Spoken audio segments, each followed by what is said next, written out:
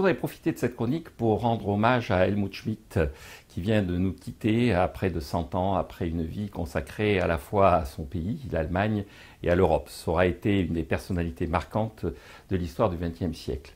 Dans cette vie longue, je vais retenir deux événements et deux éléments clés pour moi.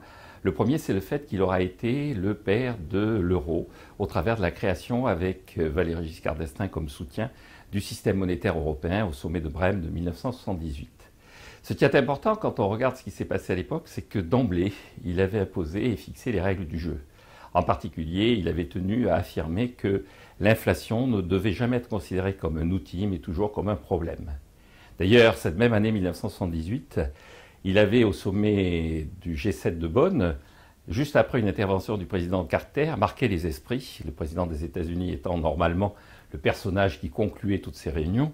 Il avait donc marqué les esprits en indiquant que, contrairement à ce que pensaient les Américains, l'inflation, justement, ne devait jamais être considérée comme un outil. Que l'inflation était une forme d'impôt déguisé, une forme de mensonge à l'égard de la population, et qu'accepter l'inflation, c'était s'engager dans une pente qui ne conduirait qu'à des déboires. Le deuxième élément clé, c'est qu'il est rentré dans l'histoire pour ce qu'on appelle le théorème de Schmitt.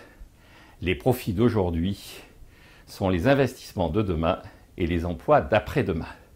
Beaucoup de gens contestent cette formule en disant « mais pas du tout, c'est pas comme ça que ça se passe ».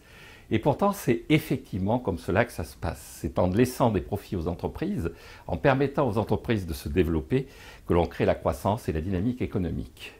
À l'époque où il dit ça, on est en 1974, et à cette époque-là, au travers de cette formule, il assure une forme de rupture entre la social-démocratie du Nord, et notamment la social-démocratie allemande, et l'héritage keynésien.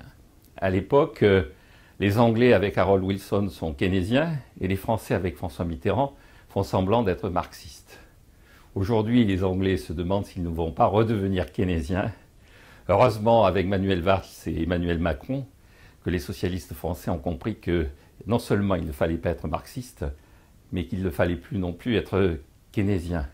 C'est-à-dire que, comme l'a dit récemment Manuel Valls à l'Assemblée générale de l'Université d'été du MEDEF, pour qu'il y ait des employés, il faut qu'il y ait des employeurs. Pour qu'il y ait du travail, il faut qu'il y ait des entreprises.